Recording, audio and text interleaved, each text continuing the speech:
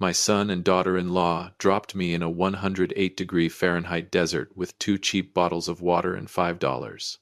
My son said, "If you won't sign over the assets, find your own way home." I never imagined that the child I loved more than anything could use every trick possible, including risking his own father's life to force me into surrendering my property. He thought I was a confused, weak old man who would eventually give in.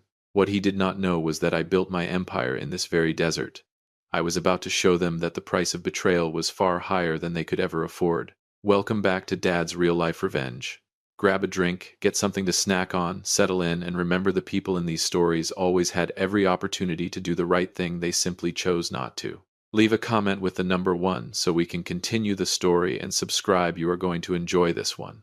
The SUV's engine roared. A cloud of dust swallowed the vehicle as it sped away along the ribbon of asphalt stretching beneath the scorching Mojave Desert sun. I stood there, alone, in the middle of Death Valley. 108 degrees Fahrenheit was not just a number. It was a blade.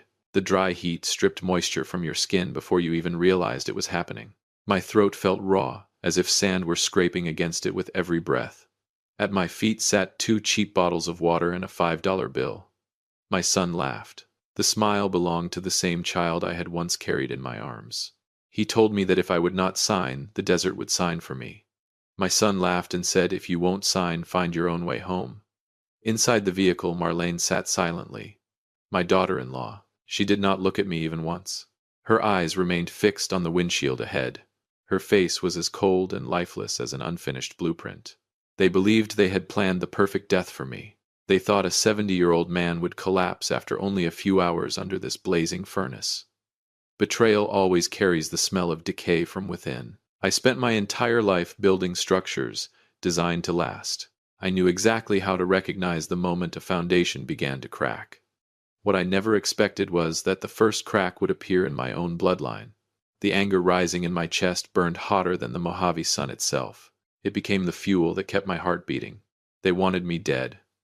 They wanted to swallow the $42 million empire that Joyce and I had built with our own blood, sweat, and sacrifice. The ruthless spark in Boyd's eyes showed that he was no longer my son. He was a predator, driven by hunger. I looked down at the $5 bill as the desert wind carried it across the sand. Then I smiled. A bitter smile. A determined smile. They thought they had pushed me into a corner. What they did not know was that this desert was where my career had begun.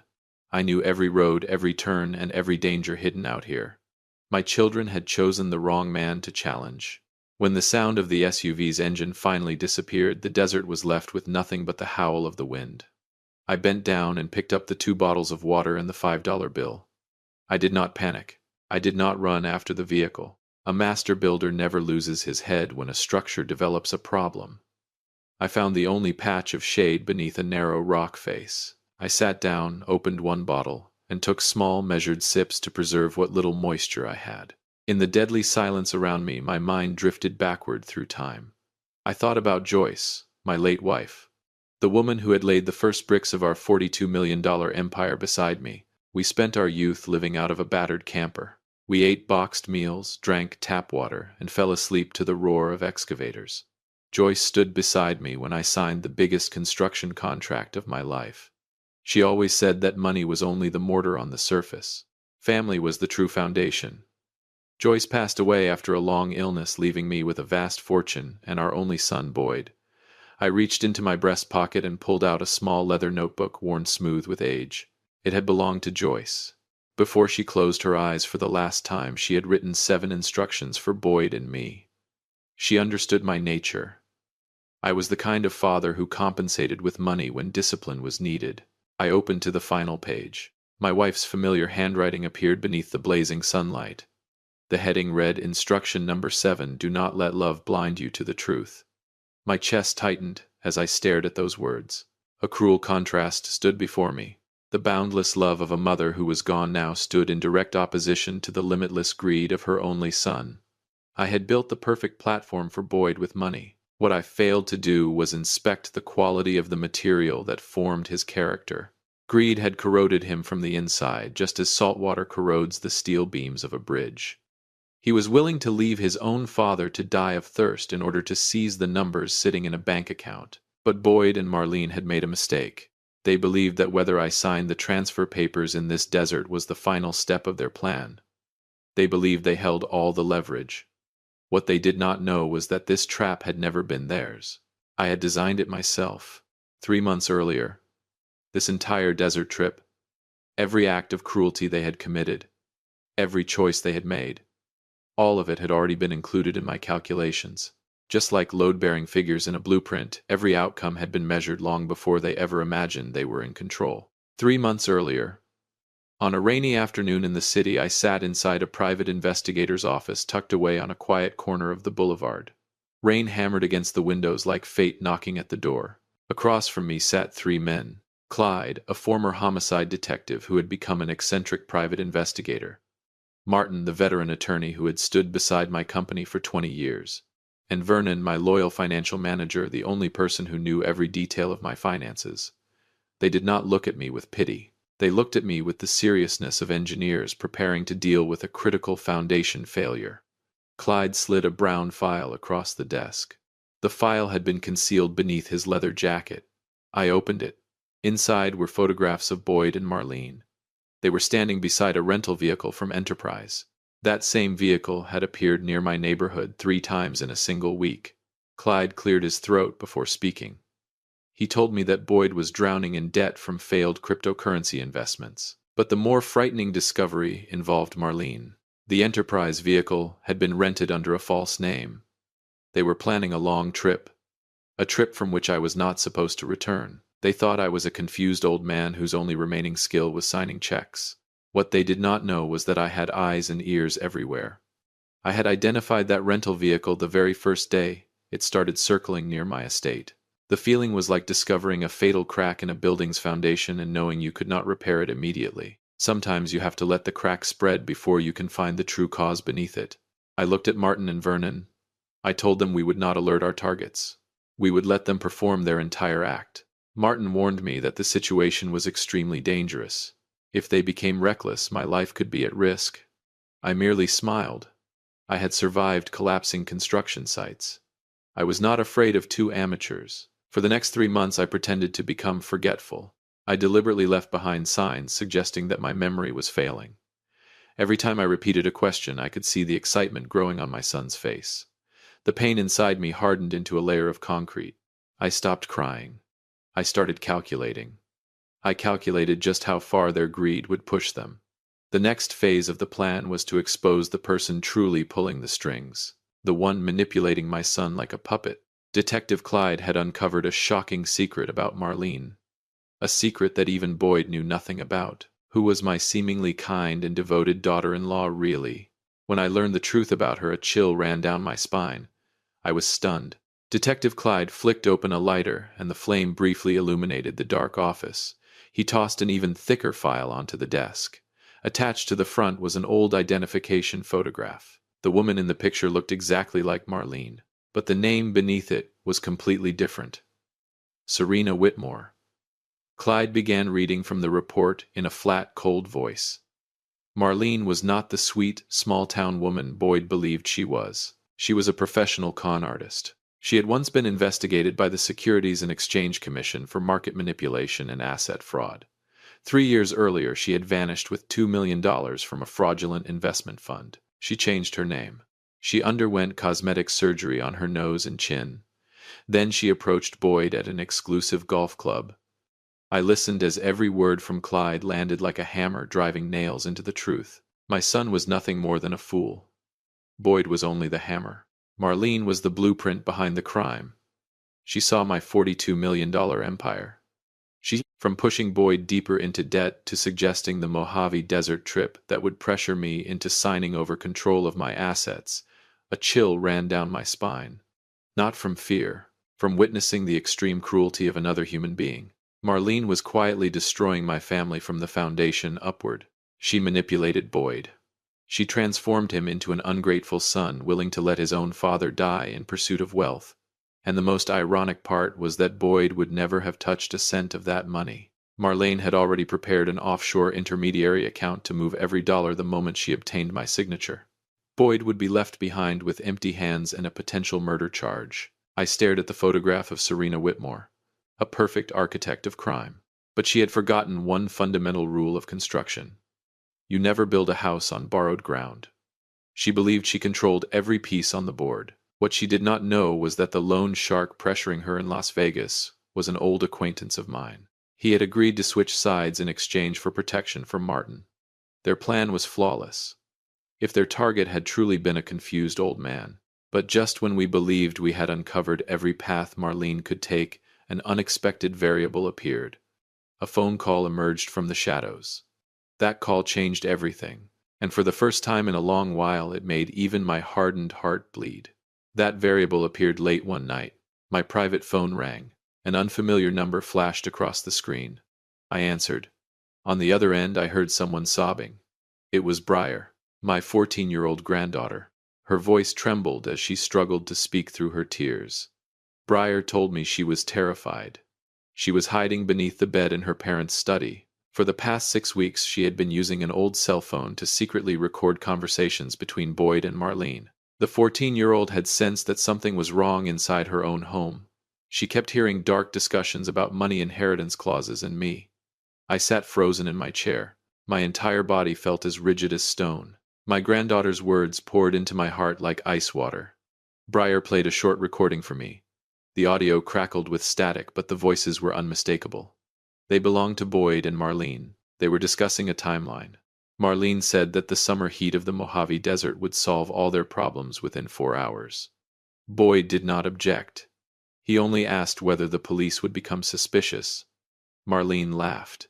She said that an elderly man getting lost and dying from dehydration in the desert was completely ordinary. The emotions rising inside my chest became almost unbearable. My anger transformed into something far more painful, sorrow. My son and daughter-in-law were sitting in their living room, drinking wine and planning my death. They discussed my life the same way contractors discuss an unexpected expense on a job site. They had completely forgotten about the presence of their 14-year-old daughter. Briar listened as her parents calculated how long it would take for Grandpa Lyle to die in the desert. She cried. She begged me not to go on the trip with them. She was afraid she would never see her grandfather again. I fought to keep my voice steady. I told Briar that Grandpa would be fine. I told her to erase every trace of what she had done, pretend she knew nothing, and quietly prepare a small backpack. I promised that I would protect her. When the call ended, my hands began to shake uncontrollably. That was the only time I cried during those 3 months. The last fragments of compassion and love I still held for Boyd finally died that night. He had chosen money over blood. He had personally shattered the family foundation his mother had spent a lifetime building. I immediately called Martin and Clyde. I told them there was no need to wait any longer. The script was complete. Everything was in place. Now, it was time for us to build a trap even more ruthless than the one Boyd and Marlene had prepared for me. A trap called 8 Days, and over those 8 days they would bury themselves with their own hands. The next morning Martin arrived at my house early. His face was tense as he reviewed the legal documents spread across my desk. He carefully explained the process of revoking authority and control. Part of my assets were still under Boyd's management through an older authorization agreement. If I canceled it publicly, Boyd would find out immediately and start moving whatever he could before we stopped him. We needed something quieter, something more precise. A trap built entirely out of legal strategy. I decided to deliberately leave an 8-day window. I placed a fake bank notice on the desk in my study. The document stated that the master account security system would undergo maintenance for the next 8 days. During that period, any cash withdrawal exceeding $10 million would experience a delay before appearing on my alert system. It was irresistible bait. I knew greed would blind them. Boyd and Marlene would see it as their only opportunity. They would dig their own graves with their own greed. They would act recklessly before the window closed. My actions were silent, but ruthless. The moment that 8-day period began, I quietly contacted Vernon.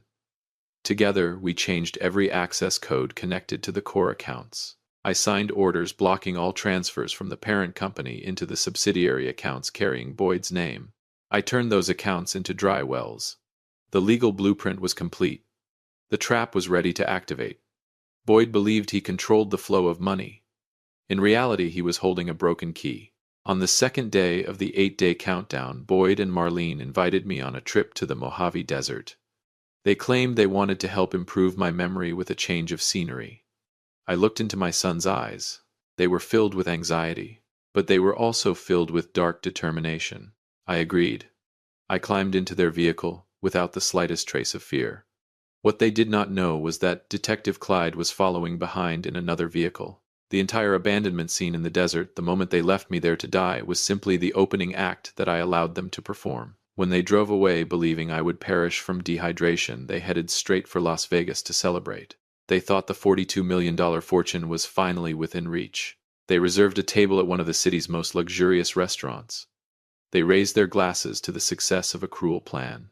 To them, my death had been perfectly disguised. Every detail had been carefully arranged. But the celebration they enjoyed that night would become a nightmare neither of them would ever forget. Because while they were toasting their victory, the trap had already begun to close around them. And by the time they realized it, there would be no way out.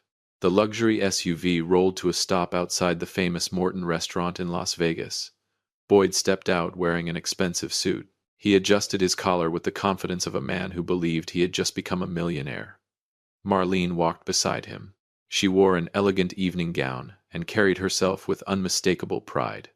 Together, they entered the restaurant and chose the finest VIP table in the room. They ordered the most expensive dishes on the menu, along with a bottle of wine worth thousands of dollars. They raised their glasses to celebrate freedom, and the $42 million fortune they believed was now theirs. Boyd laughed loudly. He declared that no one would ever control him or judge him again. Across the table, Marlene looked at her foolish husband, with contempt hidden beneath a polished smile. She believed their plan to leave me buried alive in the Mojave Desert had succeeded perfectly. The entire celebration was built on an illusion. They were constructing a castle on sand without realizing that the tide was already rising. The meal finally ended. Boyd called for the check. He pulled out his powerful black credit card, the same card I had once authorized for his use. The waiter took the card and returned 2 minutes later. His expression was noticeably uncomfortable. Politely, he explained that the card had been declined. Boyd frowned. He insisted there had to be some mistake. He handed over a second card, then a third. One after another, every credit card he possessed was rejected by the system. The color drained from Boyd's face. He jumped to his feet and began shouting at the restaurant staff. Then he pulled out his phone and checked his bank accounts. The balance displayed on the screen was a perfect zero. Every source of funding had been frozen. At that exact moment, a second betrayal unfolded at the table. The instant Marlene saw the panic in Boyd's eyes, her instincts as a professional con artist took over. She immediately recognized that the ship was sinking. Without a second thought, she stood up, grabbed her purse, and walked straight out of the restaurant. She abandoned Boyd with the unpaid bill. That same night, Marlene used the last of her available cash to hire a private attorney. She began preparing documents designed to place every ounce of blame on Boyd. Her plan was simple. Boyd would become the sole mastermind behind the attempted murder. She would become the innocent victim. Boyd stood alone in the middle of the luxurious restaurant. The criminal blueprint they had spent months constructing collapsed in a matter of seconds. Panicked, he rushed outside. But Marlene was already gone. She had disappeared with the rental vehicle. Then his phone vibrated. A long notification tone echoed in the darkness. It was not a call from Marlene. It was an emergency court summons. The first official sign that the walls were closing in. If you have made it this far, then this story has probably kept your attention. Please take a moment to help us out with something quick. Like and subscribe. Leave a comment with the number 5 so I know you watched all the way to this point, and tell me how you think the story will end. Let's see whether your prediction is correct. A lot of people watch without doing that, but it costs nothing and means a great deal to us. Boyd stared at the screen of his phone. The message had come from an unknown number. Attached was a scanned copy of an emergency court summons. The anticipated charges included conspiracy to commit murder and unlawful acquisition of assets. Sweat poured down his forehead. He ran out of the restaurant like a man possessed. He flagged down a taxi and headed straight home. When he stepped through the doors of the estate, another shock was waiting for him. The house was dark, silent, cold. He switched on the lights and rushed upstairs to his daughter's room. The room was empty. Every piece of clothing, every backpack, and every personal belonging had vanished. Breyer was gone, without a trace. Pure panic tightened around Boyd's mind. In less than 4 hours he had lost everything. His cards were locked, his money was gone, his wife had fled, and now his daughter had disappeared as well. With trembling hands, Boyd dialed my number. The phone rang. No answer. He called again, and again, and again. He made 45 calls in desperate succession. Each unanswered ring felt like a knife cutting through the last remains of his composure. But on the other end there was only silence. I remained completely silent. I wanted him to experience abandonment. I wanted him to feel the helplessness of being trapped with nowhere to turn. The same helplessness he had intended for me when he left me in the desert. 2 days later, an evidentiary hearing was held in a private conference room at the county courthouse. Boyd entered looking broken. His beard was unshaven. Dark circles hung beneath his eyes. His expensive suit was wrinkled and disheveled. He scanned the room, hoping to find Marlene, hoping for someone to hold on to. But Marlene sat at the opposite side of the room beside her private attorney. The look she gave him contained nothing but coldness and resentment. She had already submitted a complete package of documents, placing responsibility squarely on his shoulders in exchange for leniency. Then the conference room door opened. I walked in. I wore a perfectly tailored suit. My stride was steady. There was not the slightest sign of a man who had supposedly been left to die of thirst in the desert. Beside me stood Martin and Clyde. The moment Boyd saw me, his mouth fell open. He collapsed into his chair like a concrete structure, stripped of all its reinforcing steel. That was the most satisfying moment of the entire ordeal. Boyd saw Clyde, and in that instant he understood. His father had been 3 months ahead of him. He realized the desert trip had become a stage upon which I gathered evidence that could not be denied. He broke down. Crying openly, he rushed toward me and begged for forgiveness. He claimed Marlene had manipulated him. He insisted he was still my son. I stood motionless, looking down at my only child kneeling before me. My expression remained as cold as cash. The judge struck the gavel and ordered everyone to maintain order. The proceedings moved forward. It was time to read the settlement terms. It was time to announce the consequences. A judgment was about to be delivered, one that would clearly separate punishment from redemption. The courtroom was quiet. There was no noisy audience, only the soft rustling of papers as the judge reviewed the documents before him. Martin stepped forward. He placed a thick stack of evidence on the bench. It contained the recordings from Breyer's cell phone and testimony from the Las Vegas loan shark. The entire blueprint of the crime committed by the 2 defendants had been exposed in full. The final agreement was based on a strict application of the law. For Marlene, there would be no mercy. She faced the harshest consequences. Her sentence was 6 years in prison without bail for organized fraud and conspiracy to commit murder. The moment the handcuffs closed around her wrists, the proud facade of Serena Whitmore completely shattered. She screamed as deputies escorted her from the courtroom. It was a fitting punishment, a harsh lesson in cause and effect. As for Boyd, I made a decision that surprised everyone in the room. I did not send him to prison. Throwing a defective block of concrete into a scrap pile would serve no purpose. Instead, I chose redemption. I chose repair over destruction. Boyd received 3 years of probation, along with 500 hours of mandatory community service at affordable housing construction projects. He would remain under strict court supervision. He was also ordered to repay $1,200,000 in financial damages to my company. He would lift every brick himself. He would mix every bucket of mortar himself. He would finally learn the value of labor, the very thing he had taken for granted his entire life. The most important decision of the hearing concerned Breyer's future.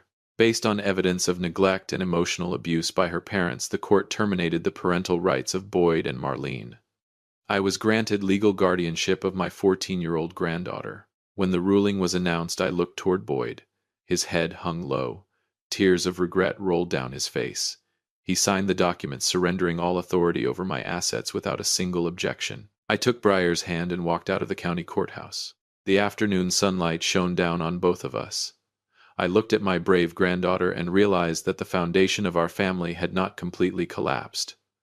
We could still rebuild. We could still create something stronger from the ruins.